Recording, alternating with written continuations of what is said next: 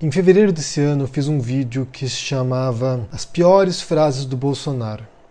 Esse vídeo no Facebook, nesse momento, hoje, ele já foi visto por mais de 8 milhões de pessoas. Ele teve 37 mil comentários e 202 mil compartilhamentos. Aqui no YouTube ele foi visto por mais de 150 mil pessoas. Eu imagino que muitos de vocês que acompanham o canal aqui ou vieram para cá por causa desse vídeo ou já viram esse vídeo no Facebook também. E o que aconteceu?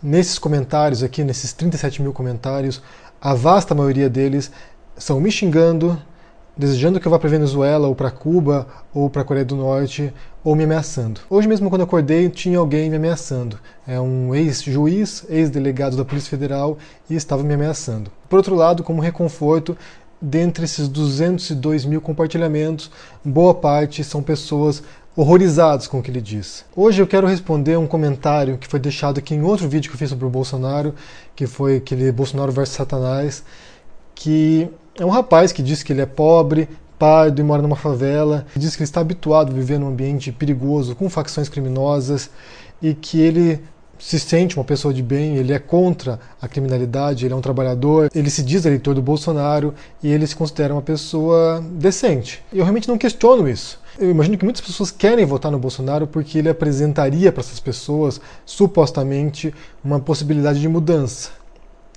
O problema do Bolsonaro, ao meu ver, não é aquilo que ele vai fazer no governo, porque como presidente ele tem poderes limitados, não é um ditador, não é um autocrata, não é um monarca que pode chegar lá e fazer o que ele quiser, né? Não é um imperador, é alguém que tem que jogar pelo jogo constitucional e das regras democráticas do governo, e quando chegar lá tem toda a restrição orçamentária, toda uma série de princípios que ele tem que seguir. A não ser que ele dê um golpe de Estado e transforme o Brasil numa ditadura, mas se ele não fizer isso, ele vai ter poderes limitados. Um presidente não tem poder de fazer tudo sozinho. Então a minha preocupação não é apenas aquilo que ele pode fazer lá, que é pouca coisa, mas o que ele representa. E para mim o que ele representa é um discurso altamente divisivo, e isso você pode ver no plano de governo dele. É alguém que põe as culpas dos males no Brasil em alguns grupos, nos comunistas, no marxismo cultural. É alguém que quer encontrar um culpado. Essa é uma estratégia clássica dos fascistas, de encontrar um grupo que é culpado por todos os males e se você destruir esse grupo, você acaba com o problema. E outra questão que envolve também é que ele apresenta respostas fáceis para questões complexas, para problemas complexos.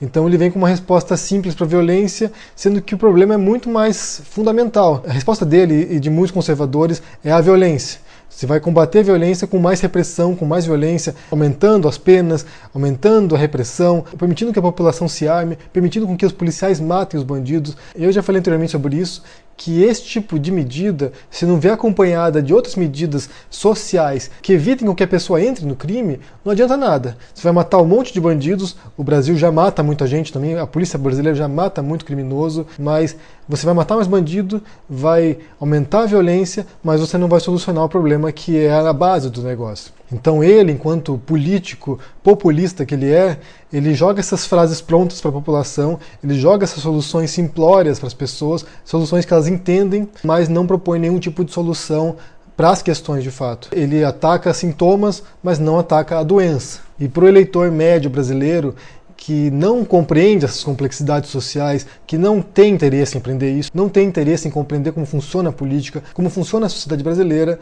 é muito mais cômodo aceitar essas frases prontas dele, essas mitadas dele, essas respostas simplórias para a realidade, do que tentar entender toda essa diversidade de problemas que estão na base dessas questões que tornam tão difícil a vida no Brasil. E até mais do que isso, esse discurso dele, esse discurso pronto dele, que parte dessa intolerância pelo diferente, ela reforça, ela legitima esse tipo de ameaças que as pessoas fazem, esse tipo de agressões, esses xingamentos. Quando você tem um candidato à presidência que usa essa retórica agressiva contra os outros, você legitima com que seus eleitores também façam isso. Quando ele chama uma outra deputada de vagabunda, ele legitima com que a população, com que os eleitores dele também chamem as mulheres de vagabunda. Quando ele afirma que para poder curar um gay, basta dar uma surra nessa pessoa, assim, meio gayzinho, leva um couro, ele muda o comportamento dele. Ele legitima um discurso homofóbico na sociedade que leva à violência contra gays. Quando ele afirma que as minorias devem se curvar ou desaparecer, Essa história de Estado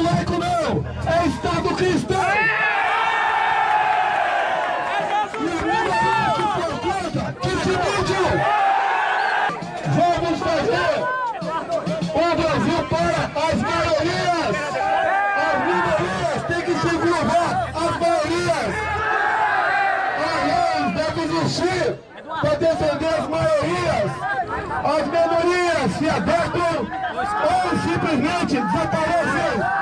E não importa o contexto disso, porque quando ele falou isso ele estava se referindo a um Estado laico, que ele queria acabar com o Estado laico, transformar no Estado cristão, então as minorias religiosas tinham que se curvar ou desaparecer. Ele legitima um discurso no qual as minorias, quem é diferente, quem não é cristão, tem que desaparecer. Então esse é o perigo maior. O perigo não é o que ele pode fazer enquanto presidente, mas o perigo enquanto candidato, com esse discurso de aniquilação do diferente, das minorias, dos gays, das mulheres, dos esquerdistas, porque no modelo de democracia do Bolsonaro, quem se opõe ao modelo dele conservador, ou liberal conservador, né, porque agora ele está com o Paulo Guedes lá que é liberal, mas quem se opõe a esse modelo, quem propõe um outro modelo de sociedade, também não tem direito de existir. Tem que ir para a Venezuela, tem que ir para Cuba, tem que ir para a Coreia do Norte. Esse é o maior perigo. Ele abriu as portas do inferno, ele abriu as portas para um discurso altamente perigoso, altamente destrutivo, que de certo modo é um reflexo do discurso diário do brasileiro também, desse discurso violento, desse discurso divisivo. Eu vou deixar no link desse vídeo aqui todos os vídeos que eu fiz sobre o Bolsonaro para vocês poderem conferir as coisas que ele já disse por aí, as coisas que ele diz, aquilo que ele representa, como esse discurso simplório dele não vai solucionar nenhum problema, não vai resolver nada no Brasil. Só para pensar em contraposição, ontem o Ciro Gomes esteve no Jornal Nacional, conversando com o William Bonner e com a Renata Vasconcelos. Foi uma boa entrevista, Quero acompanhar as próximas entrevistas para ver como que os candidatos vão se sair. E o Ciro Gomes é um que não é tão popular assim quanto o Bolsonaro, primeiro porque ele está alinhado mais à esquerda do espectro político brasileiro, mas também porque, como ele fala, de uma maneira mais complexa, mais verborrágica até, ele não é facilmente compreendido pelas massas. Ele não é facilmente compreendido por quem não quer fazer um esforço para compreender certas questões do Brasil. Eu não sei se o Ciro tem possibilidades reais de ir para o segundo turno, de ganhar essas eleições, mas você percebe ali um discurso totalmente diferente. Uma outra maneira de entender a economia, uma outra maneira de entender a sociedade, uma outra maneira de entender a política. É claro que o Ciro também tem seus problemas, também tem um perfil mais autoritário, também tende a reagir com um pouco de agressividade a certas perguntas, mas você vê duas maneiras diferente de se expressar sobre o Brasil, sobre quais são as questões e sobre quais são os problemas. E também sobre quais são as soluções. O Ciro, por exemplo, não se esconde de dizer que as questões do Brasil são muito complexas e que as coisas vão piorar muito antes de começar a melhorar. Eu sugiro que você confira essa entrevista de ontem com o Ciro, eu vou deixar o link aqui embaixo, e também vou deixar o link da revista Piauí, que ela faz uma verificação do que ele disse aqui, o que é verdade, o que não é, para você conferir também aquilo que o Ciro disse corresponde à realidade. É interessante você ver uma outra perspectiva. Talvez eu volte aqui para comentar outras entrevistas dessa série do Jornal Nacional, porque eu achei que foi um bom modelo, um bom formato, e talvez dê para conhecer um pouquinho melhor sobre os candidatos. Mas para concluir, e repetindo, para mim o perigo do Bolsonaro não é aquilo que ele pode fazer no governo.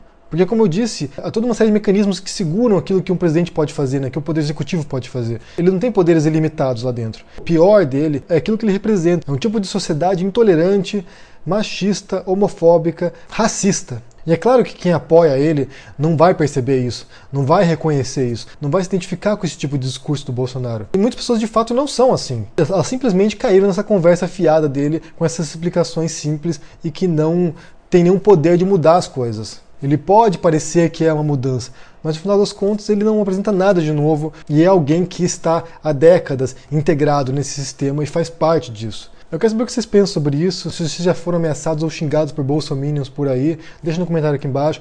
Quero saber se vocês acompanharam também essa entrevista ontem do Ciro Gomes no Jornal Nacional, o que vocês pensaram sobre isso. Deixa no comentário, deixa o joinha, assina o canal e a gente se vê por aí. Abraço e até mais. Tchau!